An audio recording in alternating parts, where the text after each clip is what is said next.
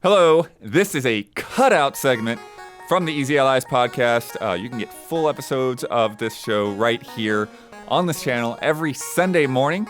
Or if you go to patreon.com/easyallies, you can get it 2 days early on Fridays.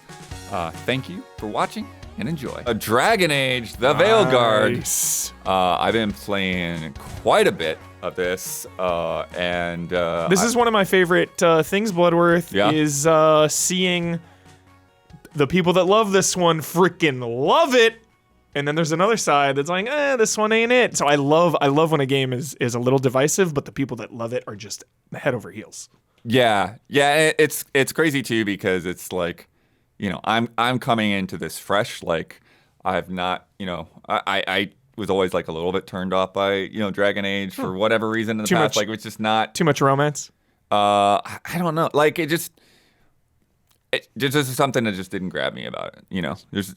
And I'm sure if I had like taken the plunge and actually started playing, it would have been cool, because I like Mass Effect, I like KOTOR, of course, so like, yeah.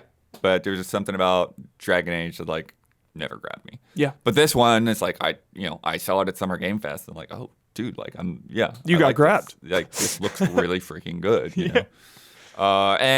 And like for the most part, like I feel like my impressions are still like really consistent with that. I put about, I still have a ways to go, but I put like 45 hours in so far. Nice. And I'm just like, it's just like one of those things where it's like, yeah, like I'm invested in these characters and I'm enjoying exploring this world. So like anytime a new little side quest or whatever pops up, like, okay, yeah, I'll go check that out. I'll go talk to that person, whatever. Yeah.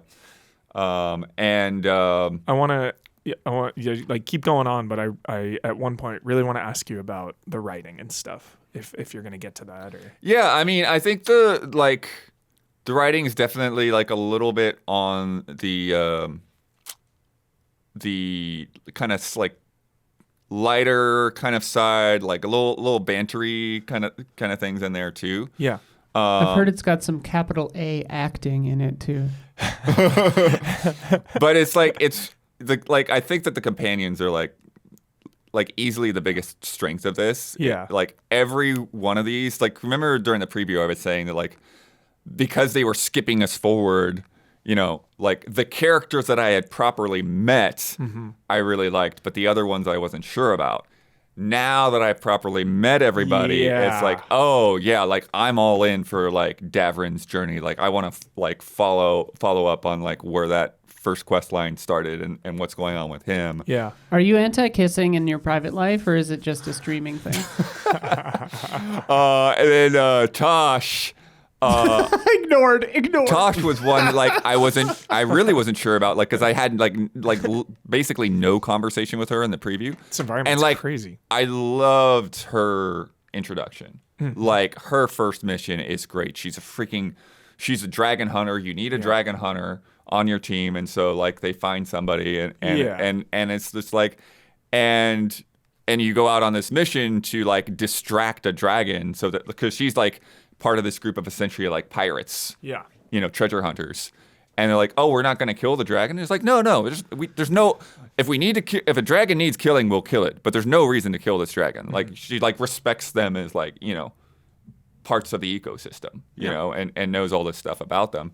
And then what's also cool is like when you get these characters, because like at any given time it's you and then you have two party members alongside you.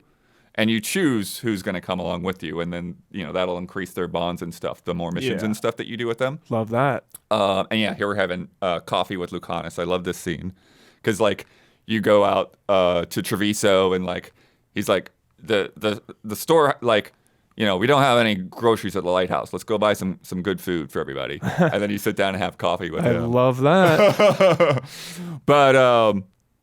But anyway, so you can have like. You choose who to put in your party at any given time, and then as you're just walking around and exploring, like those characters will have specific interactions that are only between them. Love that stuff. And so Davrin is a monster hunter, and he's got like a griffin that he's like a baby griffin that he's training and trying to learn how to interact with and stuff, and be part of to work together, kind of like if you have like a wolf or a falcon or something, right? And then, like I said, Tosh is a dragon hunter, and they're going along, and Tosh is like, you need to like improve that griffin's diet. And he's like, what are you talking about? Like, what do you know about griffins? Because they used to think that like griffins were extinct. Yeah. But they found like a clutch of eggs and they're raising them, right? Sick. And she's like, the poop smells bad. The poop smells bad. What are you talking about? And this conversation goes on like a couple of minutes in different instances, and it's like you need to feed it vegetables. Like what kinds of things? Like like apples and carrots and sweet potatoes and stuff like that. Gotta eat your veggies. There's Tosh there. That's her. Hell yeah. And then and he's like, well, he just wants to eat like meat and truffles and stuff. He doesn't like vegetables. And she's like, nobody likes vegetables. I think that's kind of like where that part of the conversation is. Funny. But yeah, so it's like just playful. That kind of like journeying with people and stuff like that. And then you've got like the little dialogue choices. One of the things that I like with the dialogue choices is, and it kind of sort of limits the gameplay a little bit, is that there are dialogue choices and there are things that your character will say that are based on the sort of faction that you pick when you create your character. So like I'm a shadow dragon, so he's going to relate to Nev more, who's also a shadow dragon. Oh yeah, get that RP. And then I'm a mage. Nice. So he will have things that relate to mages because that's his background and what he's trained up. And so like when I will say mage looks really damn fun in this game. yeah. Well, that's another thing that's funny too, is like seeing the other reviewers out there. And like their feedback was like, saying like, oh, like I saw somebody was like, oh, if you're gonna go mage, go Spellblade. You're gonna have to grind to get to the Spellblade subclass or whatever. Yeah. And I'm like, I'm over here like freaking Frost Mage. You're like so awesome, freezing guys and shattering them and using sick. my staff a lot. And in this spot, I am using a Spellblade, but it's like. Yeah, I'm having fun with my mage. Yeah. And I did a little bit of warrior and rogue during the preview event as well. Looks so cool. But it's you're locked into the main class because of those story things and those nuances that happen in conversations. But you can respec your subclass.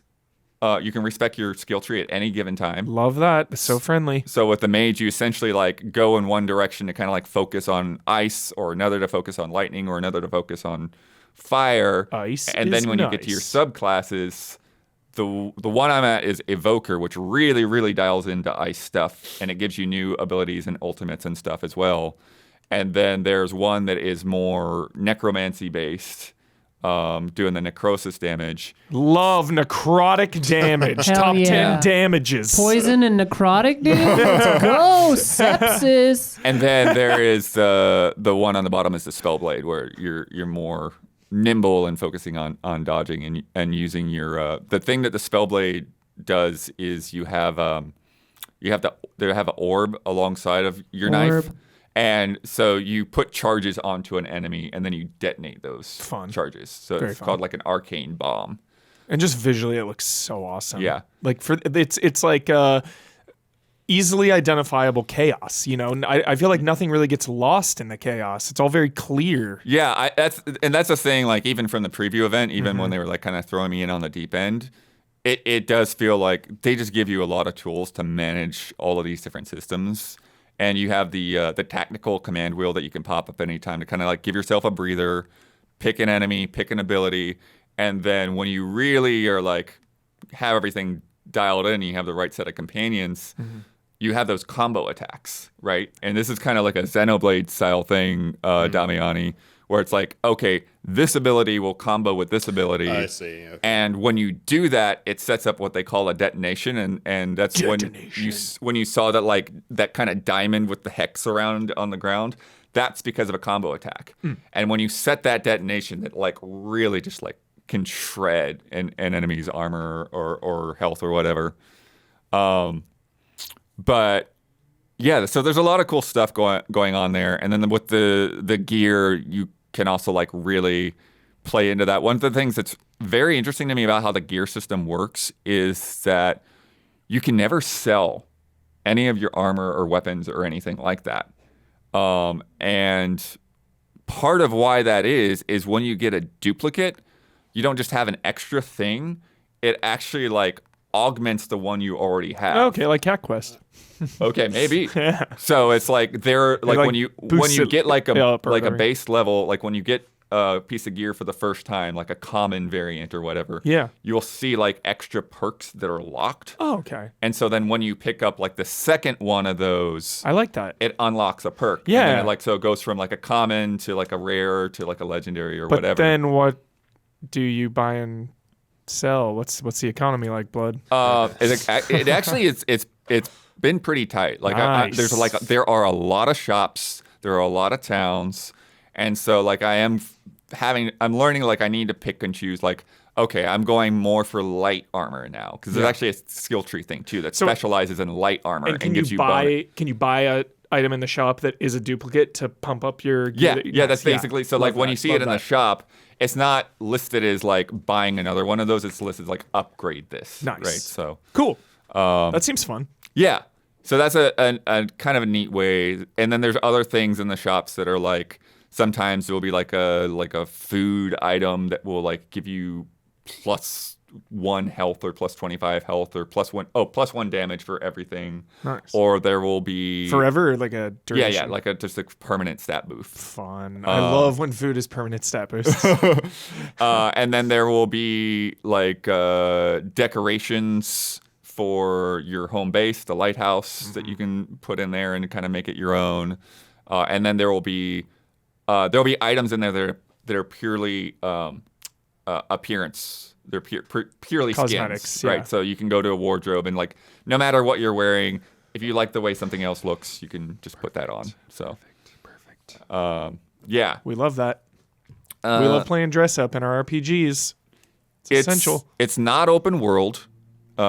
So, and there's not like a day-night cycle or any of that kind of thing. So, like, the time of day is sort of just like based on the events. Got it. You know, so but on that sense, though, at the same time, the locations do evolve quite a bit.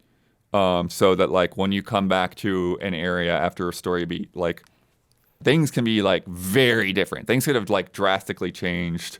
The lighthouse where you have your home base, as you get new companions, they kind of make each space their own, and it gets more kind of fuller and robust. So like when I got Emmerich, who you get from the Necropolis, he's kind of like, he's your necromancer, and he has like his little butler skeleton, Manfred. And there's all this lore and stuff too that goes behind like how the necromancy works. It's kind of nuts.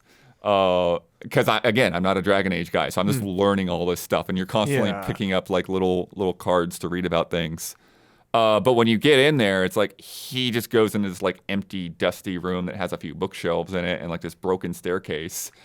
And then you go back after a little bit, and he's like he's got boxes, and they're like kind of moving in. And you go back a little later, and it's like he's fully repaired the staircase. Love that. The books are all in order. So cool. He's got these giant freaking skeletons in there to decorate. So cool. And you can buy gifts for companions and stuff and all that too. Yeah. Awesome. Yeah. But yeah, I talked about being able to fully respec at any time. So I did that to kind of like test out some of the subclasses.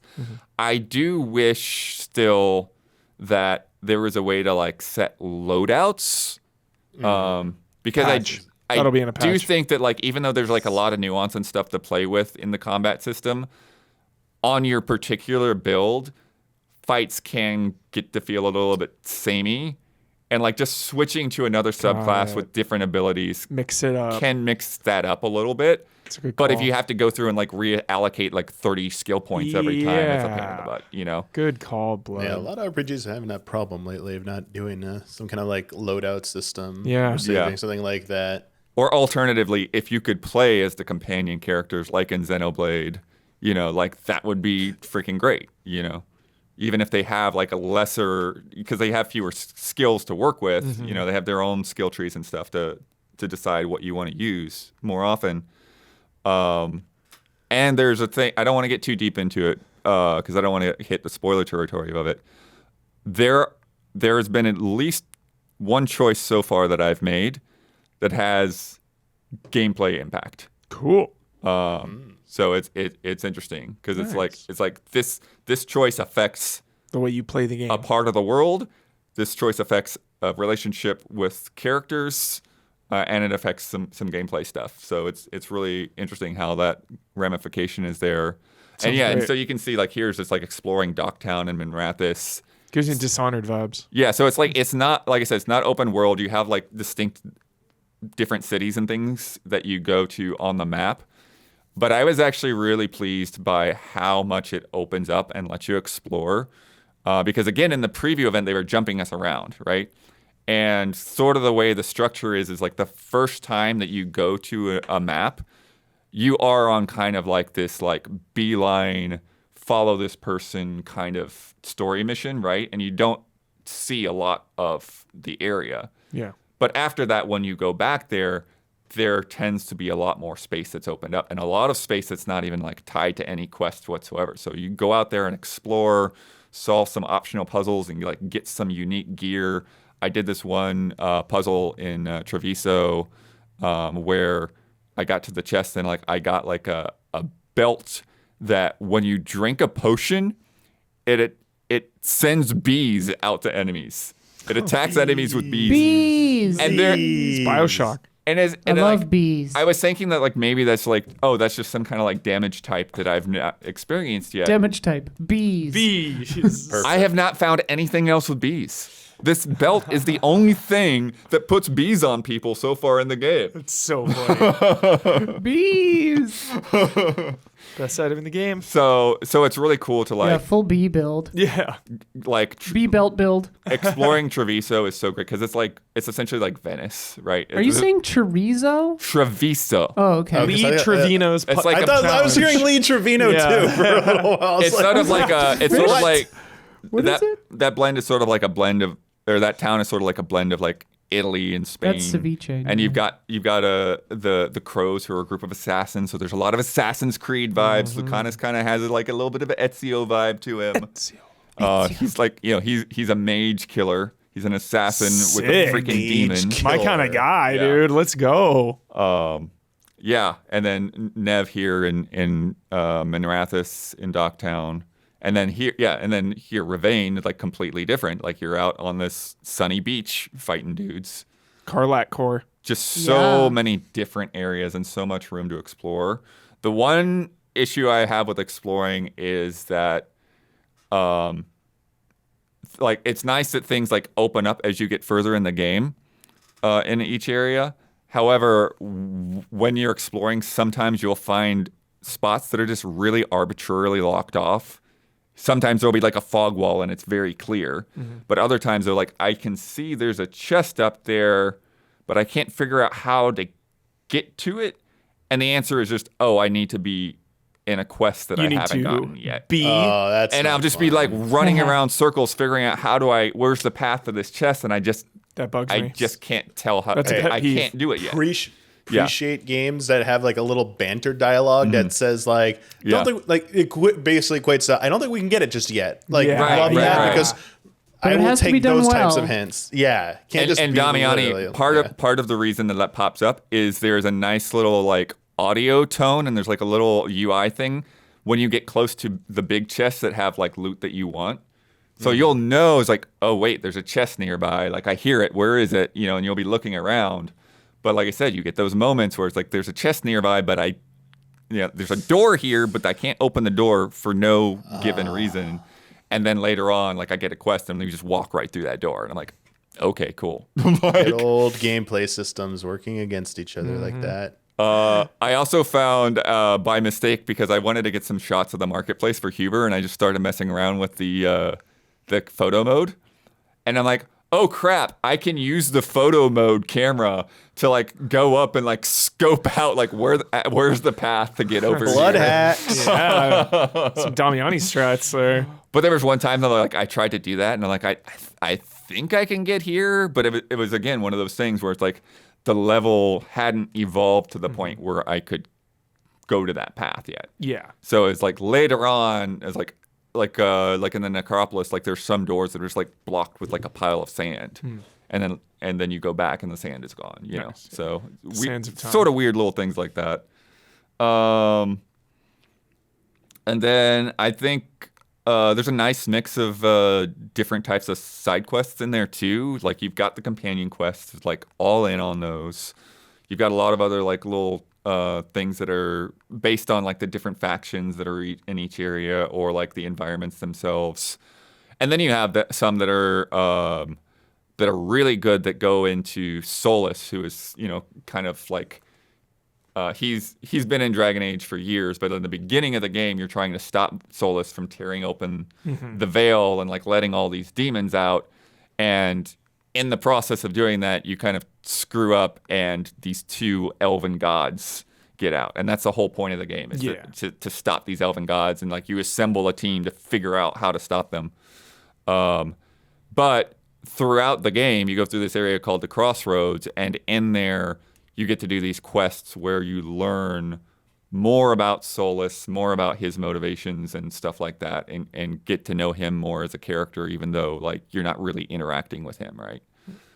So that's cool. And then there are some things that are just very, very like gameplay focused, like essentially like a series of like boss challenges. And I was telling you about some of those where it's like I was going down this thread of like, okay, I can get to this fight now, and I killed him, and I killed him, and then I got to this big boss, and then it's like big boss hit, and it was like, oh, this is a level 40 thing. I'm level 30. Yeah, it's like, okay, I'm see you in a bit. Back off. I'll get out of here. So then I did another. Blood. I did another one where I was like really like taking out some guys that were like higher above me and everything. And it was like, okay, I got all the keys. Go through this door. What's in here? Oh, now there's a level 50 boss. Okay, I got two of them. Got to grind it out. Save for later. Save them for later. But yeah, I don't know what else I should say. I'm having a good time with it so far. I wish I had finished it at this point, but I mean, you put I have a lot of hours in. Good ways to go. Yeah. If you start as a mage, can you switch to a rogue later? No. Or are you stuck? So you have to pick your main class first. Okay. And that's what so there is like an arena that you get to way later in the game. And I wish that they had like set up that arena as like a demo to see which class you gel with, because you are kind of just taking a shot in the dark. Yeah, because I'm like, okay, do I want to do Deathcaller, Spellblade, Duelist, or Saboteur? And like, no website seems to have, like, the Dragon Age wiki doesn't have information yet. So it's like, okay. Right. Well. Yeah. And it's like I said, like the subclasses, there's like, that's just allocating skill points. But mage, warrior, or rogue, like that's part of your character creation, and that determines story stuff. So I just wish there was a way to like. How long did you spend on character creation? My clip is over an hour. Love that, dude. Love that. Wow. Hell yeah. Yeah, it's really, the character creation is really nice. There's a lot to fool around with in there, and like I said, also things about your backstory. What choices did you make in Inquisition? What do you want the Inquisitor to look like? Is there a choice in that for I quit Inquisition halfway through? Well, I mean, like that's the funny thing too, because I'm like I hadn't played it, so I'm just like, sure, this happened and this happened and this happened. Like that scene in The Witcher. But I have had those moments where like I walk into Harding's room and she's just kind of giving me updates on how those characters are doing, and I do think that this is actually a really good game to jump in on, not knowing past Dragon Age games. Like I feel like I've been able to catch up. I feel like the things that are presented to you in terms of the main plot, it's like, got it. Stop Solus, stop the Elven Gods. That's great. We're going. We'll figure out the rest on the way. Exactly. Right? And then it's how much do you want to read the lore cards when they pop up? You know? So. And I've also, like, they pop up kind of frequently, so I just will find those times to take breaks. It's like, read a few. Go back to the lighthouse, and they're like, all right, we'll catch up on some of the things that I picked up. They have a pretty good marking system so that you can go back and read the ones that you just picked up. I appreciate that. Also, like, a lot of that kind of quality of life stuff with the gear and abilities and stuff as well. It's like, okay, when I pick up something out of a chest, I can view it right there, and I can equip it right there. Mm-hmm. Or if I don't want to do that, then when I go back to the menu, there's like a little star over whichever character that item related to, and so all of that kind of stuff. It's really easy to find the stuff that you picked up, and you're not wasting a lot of time trying to sort out like what was that. Sort it out. Yeah. Dang, I just thought of another consideration that, like, which character I will want to romance, what class will they be? Because I want to not be their class so that I can have them in my party, right?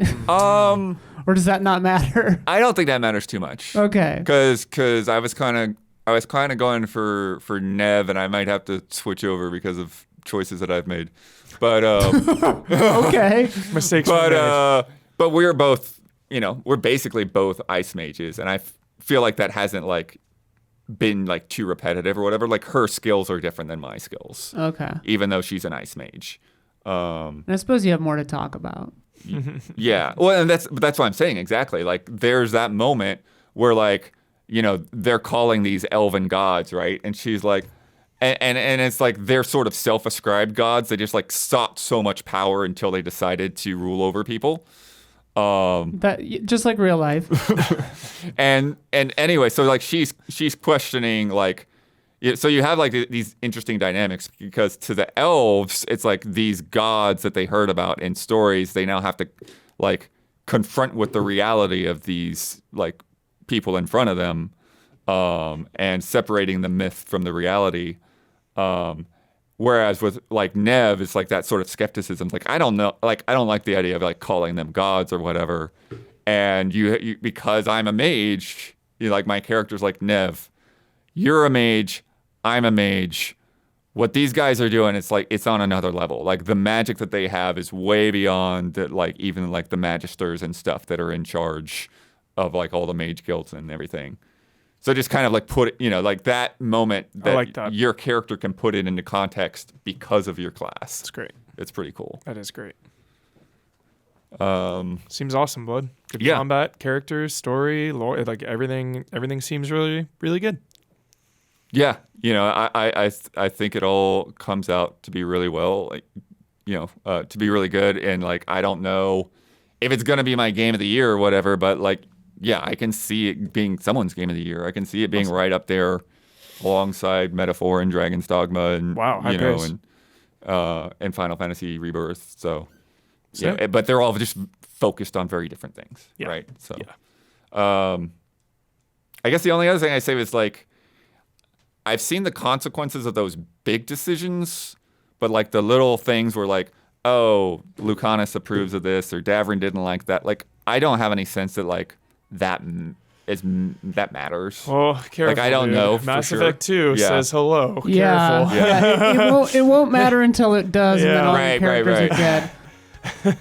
But like I just haven't had that many moments where like I'm confronted with somebody and they just seem super mad at me. Like I've had one instance when that happened, but it was like a very clear big choice you had to make. Yeah. So awesome. You keep selling me on it, man. It's on my list.